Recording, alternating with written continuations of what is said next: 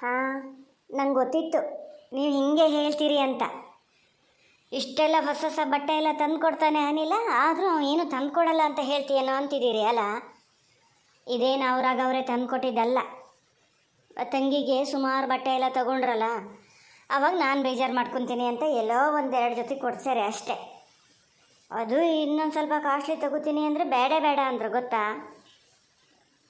ಹೋಗಲಿ ಬಿಡಿ, ನಾನು ಏನು ಹೇಳಿದ್ರು ನನ್ನದೇ ತಪ್ಪಾಗಿ ಕಾಣಿಸ್ತದೆ ನಿಮಗೆ ಅಂತ ಹೇಳೋದು.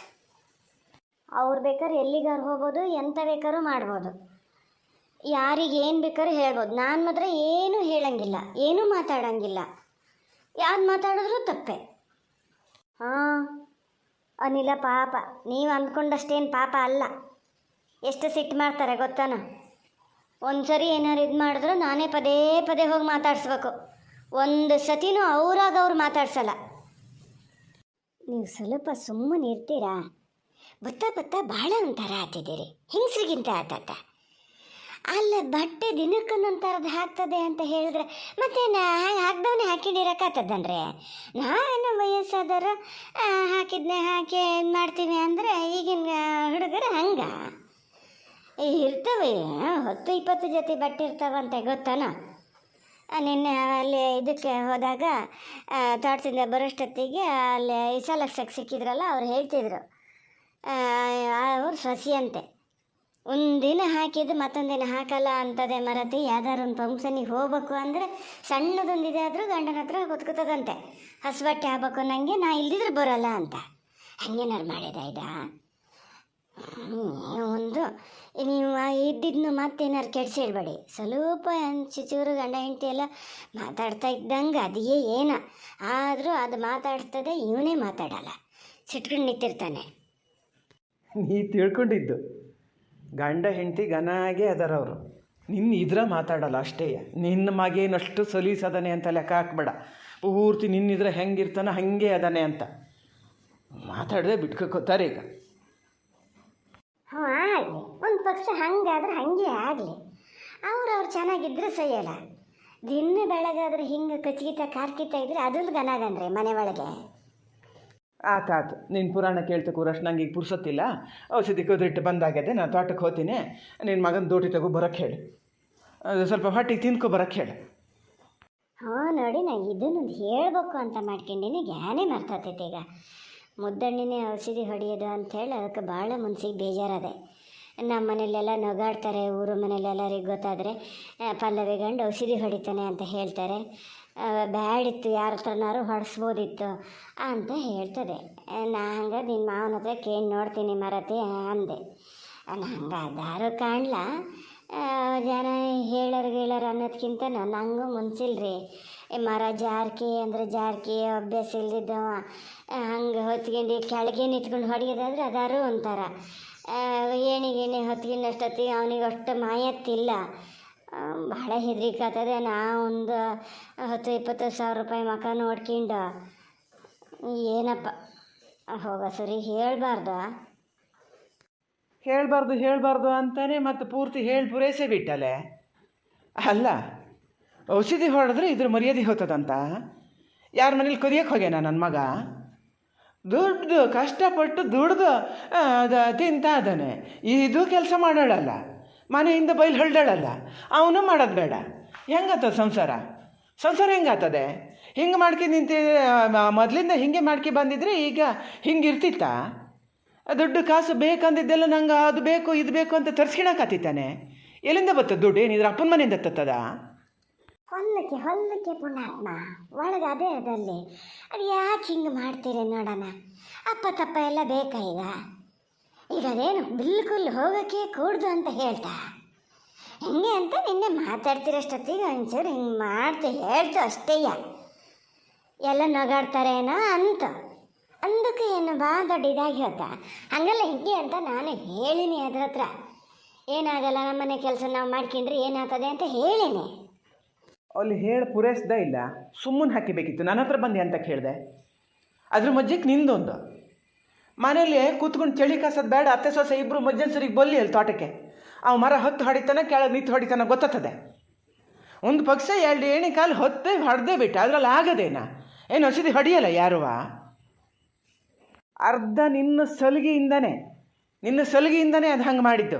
ಇಲ್ದಿದ್ರೆ ನಾನು ಈಗ ವಿದ್ಯಾಭ್ಯಾಸ ಮಾಡಕ್ಕೆ ಹೋಗ್ತೀನಿ ಅಂತ ಕುಣಿತಿತ್ತಾನ? ಅಮ್ಮ ಅವರೇನೋ ಭಾಳ ಯೋಚನೆ ಮಾಡ್ತಾನೆ ಇತ್ತಂಗತಿಯಲ್ಲ. ಸಾಕು ಪುಣ್ಯಾತ್ಮ, ನಾನು ನಿಮ್ಮ ಹತ್ರ ಮಾತಾಡಿದ್ದೇ ದೊಡ್ಡ ತಪ್ಪಾಗಿ ಹೋಯ್ತು. ಹಿಂಗೆ ಹೇಳ್ತೀಯಲ್ಲ ಅಂತೇಳಿ ಮಾತಾಡಿದ್ರೆ ಎಲ್ಲರೂ ಕೇಳಿರಿ ನಿಮ್ಮ ದಮ್ಮಯ್ಯ. ಆಮೇಲೆ ಅದು ಎಂಥದ್ದು ಹೇಳಲ್ಲ, ನಾ ಹೇಳಿದ್ದಷ್ಟೇಯ. ಏನು ಭಾಳ ಯೋಚನೆ ಮಾಡ್ತಾನೆ ಇತ್ತಂಗದೆ. ಗಂಡ ಪಾಪ ಇಷ್ಟು ಕೆಲಸ ಮಾಡ್ತಾರೆ, ಹೆಂಗೋ ಏನೋ ನಾನು ಸ್ವಲ್ಪ ಹೋಗಿ ಹೆಲ್ಪ್ ಮಾಡೋಣ ಅಂತ ಯೋಚನೆ ಮಾಡ್ತಿದ್ದೀಯಾ? ಬೇಡ, ಇವತ್ತಿಗೆ ಬೇಡ. ಈಗ ಬೇಸಿಗೆಲ್ಲಾದರೆ ಕೊನೆತಿಗೆ ಇಷ್ಟೊತ್ತಿಗೆ ಬರ್ಬೋದು. ಔಷಧಿ ಹೊಡಿಯೋಕ್ಕೆ ಬೇಡ, ನಿಂಗೆ ಆಗಲ್ಲ. ಬಾಲ ಎಳ್ಕೊಡ್ಬೋದು ಬಂದು. ಓ ಬಂದ್ರಾ? ಎಂತ ಹೇಳಿದ್ರಿ? ನಾನು ಔಷಧಿ ಹೊಡೆಯಲಿಕ್ಕೆ ಬರ್ಬೇಕಾ? ನೀವು ಹೋಗೋದೇ ನಂಗೆ ಇಷ್ಟ ಇಲ್ಲ ಅಂತ ನಾನು ಯೋಚನೆ ಮಾಡ್ತಿದ್ದೇನೆ. ನಾನು ಬರ್ಬೇಕಂತೆ. ನಮ್ಮ ಊರು ಮನೇಲೆಲ್ಲ ಏನಾರು ಒಂಥರ ಮಾತಾಡ್ತಾರೆ ಕಣ್ರಿ. ಆ ಪಲ್ಲವಿ ಗಂಡ ನೋಡಿದ್ರೆ ಅಷ್ಟು ದೊಡ್ಡ ಸಾಹುಕಾರರು ಅಂತ ಕೊಟ್ಟಿದ್ದು ಈಗ ಔಷಧಿ ಹೊಡಿತಾನೆ ಅವನು ಅಂತ ಹೇಳ್ತಾರೆ, ಗೊತ್ತಾ? ನಿಮ್ಗೆ ಹೇಳಿದ್ರೆ ಅರ್ಥ ಆಗಲ್ಲ. ಅರ್ಥ ಆಗ್ಬೇಕಾಗಿರೋದು ನಂಗಲ್ಲ, ನಿಂಗೆ. ನಿನ್ನ ತಲೆ ಒಳಗೆ ಯಾರು ಇದನ್ನೆಲ್ಲ ತುಂಬ್ತಾರೆ ಅಂತಲೇ ಗೊತ್ತಾಗಲ್ಲಲ್ಲ. ಬೇಕಾಗಿದ್ದು ಒಂದು ಯೋಚನೆ ಮಾಡಬೇಡ ನೀನು. ಹಿಂಗಿದ್ದು ಬೇಡ್ದಿದ್ದೆ. ಬೈದು ಕೂಡಲೇ ಮತ್ತೆ ಬೈತೀರಿ ಅಂತ ಹೇಳ್ತೀಯ. ಅಲ್ಲ, ನಮ್ಮನೆ ಕೆಲಸ ನಾವು ಮಾಡಿದ್ರೆ ಅದರಲ್ಲಿ ಮರ್ಯಾದೆ ಹೋಗೋಂಥದ್ದೇನೋ. ನಮ್ಮ ಮನೆದೇ ಅಲ್ಲ ಅಂತಲೇ ಇಟ್ಕ. ಬೇರೆಯವ್ರ ಮನೆಗೆ ನಾನು ಔಷಧಿ ಹೊಡೆಯೋಕ್ಕೆ ಹೋದೆ, ಅಲ್ಲೇನು ಪುಕ್ಷಾಟೆ ಹೋಗಿ ಹೊಡೆದು ಬರ್ತೀನಾ? ಅವ್ರ ಮನೆ ಕದ್ಕೊ ಬರ್ತೀನಿ, ಅಡ್ಕೆ ಕೊನೆ ತಗೋ ಬರಲ್ಲ ತಾನೆ. ನಾ ಕಷ್ಟಪಟ್ಟು ದುಡಿತೀನಿ, ದುಡ್ಡು ತಗೊಬರ್ತೀನಿ. 1 ಡ್ರಮ್ ಔಷಧಿ ಹೊಡೆದ್ರೆ ದುಡ್ಡು ಎಷ್ಟದೆ ಅದು ಗೊತ್ತಾ ನಿಂಗೆ? ಯಾವ ಥರಲಾರು ಪ್ರಾಮಾಣಿಕವಾಗಿ ಸಂಪಾದನೆ ಮಾಡೋಕ್ಕೆ ಎಲ್ಲಿ ಮಾರ್ಗ ಅದೇ, ನಮ್ಮ ತಾಕತ್ತು ಎಷ್ಟದೆ ಅದನ್ನು ನೋಡ್ಬೇಕು. ಅದಕ್ಕೆ ಸರಿಯಾಗಿ ಕೆಲಸ ಮಾಡಬೇಕು. ಅವ್ರು ಏನಂತಾರೋ ಇವ್ರು ಏನಂತಾರೋ ಅಂತ ಕೂತಲ್ಲೇ ಇರ್ತೀವಿ. ನಿನ್ನ ಅಪ್ಪನೂ ಅವಾಗೆಲ್ಲ ಕೆಲಸನೂ ಮಾಡಿನೇ ದುಡ್ಡು ಸಂಪಾದನೆ ಮಾಡಿ ನಿಮ್ಮನ್ನು ಹಿಂಗೆ ಸಾಕಿಟ್ಟಿದ್ದು. ನಿನಗೆ ಹಂಗಾಗಿ ಅದ್ರ ಬೆಲೆ ಗೊತ್ತಿಲ್ಲ. ನೀನು ಹೋಗಿ ಮಾಡಿದರೆ ಗೊತ್ತಾತಿತ್ತು. ಅವಾಗ ನಿನ್ನ ತಲೆ ಮೇಲೆ ಜವಾಬ್ದಾರಿ ಇದ್ದಿದ್ರೆ ಅವಾಗ ಗೊತ್ತಾತಿತ್ತು ಅದೇನು ಅಂತ. ಸಾಕೀಗ ನಿಮ್ಮ ಪುರಾಣ ಮತ್ತೆ ಕೇಳ್ತಾ ಕೂರಕ್ಕೆ ನನ್ನ ಪೇಷನ್ಸು ಇಲ್ಲ, ಟೈಮೂ ಇಲ್ಲ. ನಾ ಹೇಳಿದ ಮಾತು ನೀವೆಲ್ಲಿ ಕೇಳ್ತೀರಿ? ನೀವು ಅಂದ್ಕೊಂಡಿದ್ದೇನೆ ನೀವು ಮಾಡೋದು ಹೆಂಗಿದ್ರು ನಂಗೆ ಗೊತ್ತು. ಆದರೂ ಮಧ್ಯೆ ಮಾತಾಡ್ತೀನಲ್ಲ, ನನಗೆ ಬುದ್ಧಿ ಇಲ್ಲ. ಹೋಗಲಿ ಬಿಡಿ.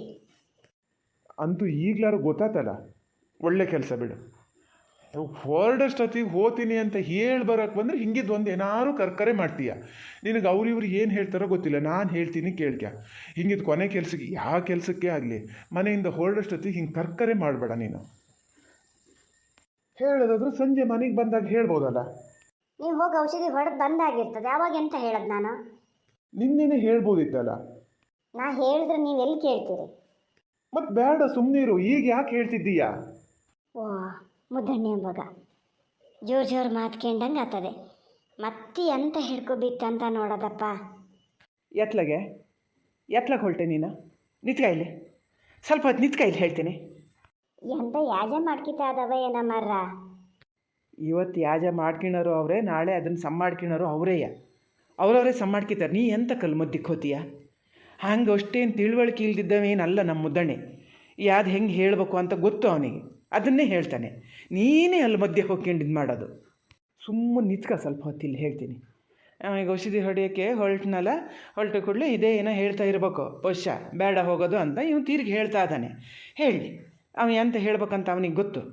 ನೀವೊಂದು ಕೆಲಸ ಮಾಡ, ಹೇಳಿದ್ದನ್ನು ಮತ್ತೆ ನೀನು ನಾ ಇತ್ಲಾಗ ಹೇಳಿದ್ರೆ ನೀ ಅತ್ಲಾಗ ಬಿಟ್ಕೊಂಡು ಸುಮ್ಮನಿದ್ರೆ ನಾನು ಮಾತ್ರ ಸುಮ್ಮನಿರಲ್ಲ. ಹೇಳಿನಿ, ಮಧ್ಯಾಹ್ನ ಊಟ ತಗೊಬರೋಳು, ಅದನ್ನು ಕರ್ಕೊಬಾ ಅದನ್ನು ಒಂದು ಕೊಡೆ ಹಿಡ್ಕೊಂಡು ಕರ್ಕೊಬಾ. ಎಂತ ಆಗದೆ ಇದ್ರೂ ಕಪ್ಪಲ್ಲಿ ಬಿದ್ದು ಸಾಂಗೆ ಹಾಳೆ ಎತ್ತು ಹಾಕಿದ್ರೂ ಆಗ್ತದೆ. ಸಾಕು, ಬಾಲ ಹೇಳ್ಕೊಡ್ಲಿ.